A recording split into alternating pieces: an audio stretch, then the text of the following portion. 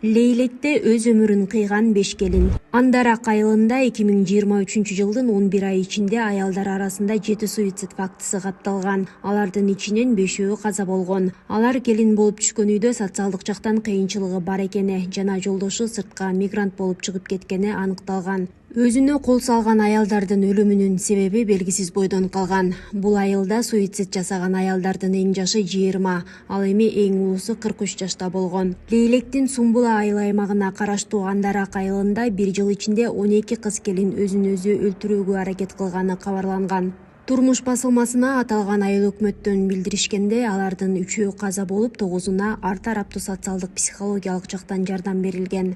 Каза болгондордун арасында бирөө бала чакалуу келин, анын күйөөсү Россияда болгон. Дагы бири үйлөнүү тоюна 15 күн калган окуучу кыз болгон. Ал кыздын өлүмүнө райондук олимпиадага барып келгенден кийин сөйкө салдырган жигитинин кызганычы да себеп болгону айтылган.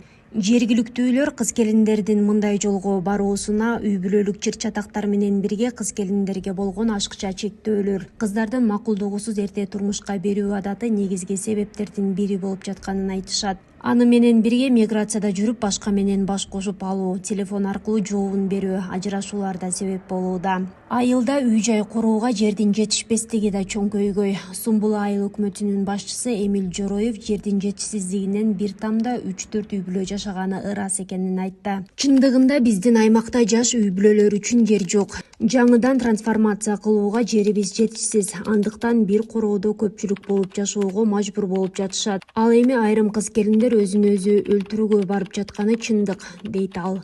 Депутат Жанар Акаев Жогорку кеңештин отурумунда Андарак айылында 1 жыл ичинде 12 келин суицидке аракет кылганын айткан. Андарак айылында бир үйдө 6-7 үй бүлө жашап атат. Эмне кылышыбызды билбей калдык дейт. Участоктун баасы Бишкектен кымбат. Бүт мигрант болуп айла жок кетип атышат. Ошо келин кесек, кайната кайненеси бүт чогуу жашап атат. Үрөй учурган бир статистиканы айтып коеюн. Акыркы 1 жылдын ичинде 12 келин өзүн өзү асыптыр, суицидке барган. Анын 3-өө өлбөй калган, анын 9-у өлүптүр, уксуз ичиптир, астын өлүптүр мына. Бир үйдө 6-7 үй бүлө жашагандыктан. Андарак абдан мындай кароосуз калып атат.